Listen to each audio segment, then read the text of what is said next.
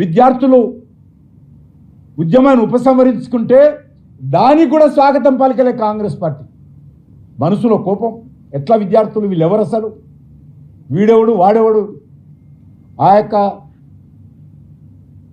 సోనం ఎవరు, ఎట్లా అమర నిరదీక్ష విరమించుకుంటారు, ఆయన కూడా మోడీ గారితో కలిసిపోయాడు. ఈ రకంగా ఎవరో కొత్త సంస్థలు, బాధ్యత లేనటువంటి పార్టీలు మాట్లాడని అర్థం చేసుకోవచ్చు. స్వాతంత్రం వచ్చినప్పటి నుంచి మీరే ఏకఛత్రాధిపత్యం వహించినటువంటి ఈ భారతదేశంలో మీరు ఈ రకంగా బాధ్యతారహితంగా వివరించడము చాలా బాధపడుతున్నారు. ఇంకా వైలెన్స్ కాలేదు ఎందుకు, అది పోలీసులు ఫైరింగ్ ఎందుకు చేయలేదని, ఎందుకు ఈరోజు బీభత్సం రాలేదని రాహుల్ గాంధీ బాధపడిపోతున్నట్టుగా వివరిస్తూ ఉన్నారు. ఇంతకంటే దుర్మార్గమైనటువంటి వ్యక్తులు, పార్టీలు ఎవరుండవు.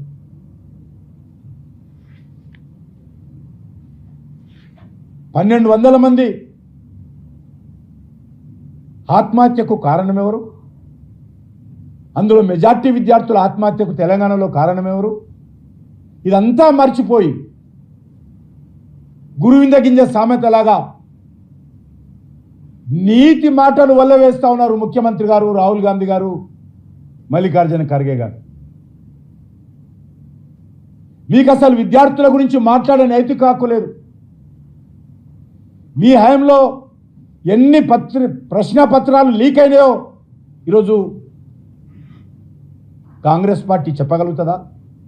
దమ్ముంటే పార్లమెంటులో సానుకూలంగా చర్చకు రావాలి. చర్చ చేసే ధైర్యం లేదు. ఇది బిల్లు సానుకూలమైనటువంటి బిల్లు. మీరు ఆ బిల్లులో మాట్లాడుతున్నప్పుడు ఏవైనా మాట్లాడవచ్చు, తప్పులేదు. ఆ బిల్లులో పాల్గొని మీరు చెప్పాల్సుకున్నటువంటి అంశాలు అన్ని రకాలుగా చెప్పవచ్చు. అది కూడా ధైర్యం లేదు వాళ్ళకు. కాబట్టే ఈరోజు పార్లమెంటుని అడ్డుకుంటున్నారు. విద్యార్థులకు సంబంధించినటువంటి మీ హయాంలో ఏ రకంగా ఉండింది? భారతీయ జనతా పార్టీ ఇచ్చినటువంటి 12 సంవత్సరాల్లో విద్యార్థుల కోసం ఏమేం చేశాము? ఎన్ని మెడికల్ కాలేజీలు ఓపెన్ చేశాము? ఎన్ని ఎంబీబీఎస్ సీట్లు ఓపెన్ చేశాము? ఎన్ని పీజీ సీట్లు ఓపెన్ చేశాము? ఎన్ని యూనివర్సిటీస్ ఓపెన్ చేశాము? ఎన్ని ఇంజనీరింగ్ కాలేజీలు ఓపెన్ చేశాము? తప్పకుండా చర్చ జరగాల. చేయండి దమ్ముంటే. అది లేదు, ఆ చర్చ చేసే ధైర్యం లేదు. తొండాట, విధ్వంసకరమైనటువంటి వ్యవహారం ఈరోజు కాంగ్రెస్. వాళ్ళని అడగాలి, ఎవరికి రావద్దు క్రెడిట్. అది విద్యార్థులకు రావద్దు, ఆ సోనం గారికి రావద్దు, ఒక రాహుల్ గాంధీకే రావాలి. రాహుల్ గాంధీ దేశాన్ని ప్రధానిగా ఉండేటువంటి అవకాశం ఉంది, ఇంకెవరు ఉండకూడదు.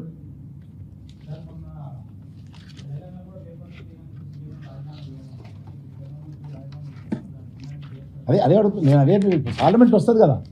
ఇప్పుడు తెలంగాణలో కూడా కేసీఆర్ ఉన్నప్పుడు పబ్లిక్ సర్వీస్ కమిషన్ పేపర్లు, ఇంటర్మీడియట్ పేపర్లు, ఇంటర్మీడియట్ విద్యార్థుల ఆత్మహత్యలు, కేటీఆర్ మొన్న మాట్లాడతాడు ధర్నా చౌక్ వచ్చి, ఆయన మాట్లాడుతున్నాడు పేపర్ లీక్ విషయంలో. ఏ ధర్నా చౌక్ అయితే ధర్నాలు చేయకుండా బీఆర్ఎస్ ప్రభుత్వము కేసీఆర్ నిషేధం విధించాడు అక్కడ. ఆయన ఈరోజు ప్రజాస్వామ్యం గురించి, ఉద్యమాల గురించి మాట్లాడతాడు. ఈరోజు రేవంత్ రెడ్డి, నువ్వు విద్యాశాఖ మంత్రివి, నువ్వు ముందు రాజీనామా చేస్తావని అడుగుతా ఉన్నాను. నువ్వు రాజీనామా చేయి. వేరే వాళ్ళను రాజీనామా చేయాలని డిమాండ్ చేసే ముందు మీ హయాంలో 10th క్లాస్ పేపరు లీక్ అయింది, కొంతమందిని అరెస్ట్ చేశారు. మరి నువ్వు రాజీనామా చేయకుండా ఎదుటి వాళ్ళ మీద రాళ్ళు వేయడము ఎంతవరకు సమంజసమని అడుగుతా ఉన్నా. ప్రియాంక గాంధీ స్వయంగా చెప్పింది, ఇది దేశమంతా జరుగుతుంది, ఈ పేపరు లీక్ అయ్యేది మామూలే, మా రాజస్థాన్లో కూడా మా అశోక్ గెహ్లాట్ ప్రభుత్వంలో అయింది, దాన్ని పెద్ద సీరియస్ తీసుకోవద్దు, ఇది మామూలు విషయమని అప్పుడు మాట్లాడింది. ఈరోజు వచ్చేసరికి పార్లమెంటులో పెద్ద పెద్ద నీతులు మాట్లాడుతుంది ఆమె కూడా, పార్లమెంట్ బయటలో. వయసుని 21 ఏళ్ళకి తగ్గించాలని కొత్త అంశాన్ని తీసుకొచ్చారు యువతకి సంబంధించి. ఆయనకు సంబంధించిన వాళ్ళ పార్టీలో మాట్లాడుకోమని ముందు ఆయన వాళ్ళ పార్టీలో మాట్లాడుకోమనండి ముందు. కాంగ్రెస్ జనతా పార్టీ లాగా రిజర్వేషన్ హటావ్ పార్టీ అని కొత్తది వచ్చింది. 2.6 మిలియన్ ఫాలోవర్స్ కూడా వచ్చారు. వాళ్ళు గొడవ చేస్తే కూడా ఒప్పుకుంటారు. సోషల్ మీడియా ప్రభుత్వాన్ని నియంత్రించే స్థాయికి వెళ్ళిందని అనుకుంటున్నాను సార్. ఏదైనా ప్రజాస్వామ్య వ్యవస్థలో మన దేశ హితం కోసం, దేశ భవిష్యత్తు కోసం, దేశ అభివృద్ధి కోసం ఏదొచ్చినా తప్పలేదు.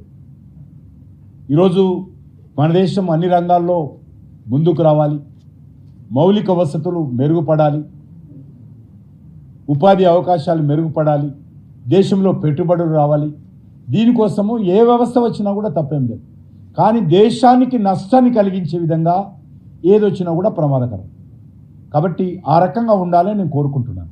నేపాల్, బంగ్లాదేశ్ లాంటి పరిస్థితులు వస్తాయని ప్రధానమంత్రి సలహా అనేది బయట ఆ తరహా కుట్రలు ఏమైనా జరిగే సార్ ఈ నేపాల్లో ఆందోళన బంగ్లాదేశ్లో కానీ జరిగింది కదా, అటువంటి పరిస్థితులు వస్తాయని ప్రధానమంత్రి ఏకంగా దిగొచ్చారు అనేది సూచిస్తుంది.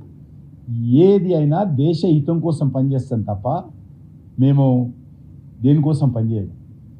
We are the nation for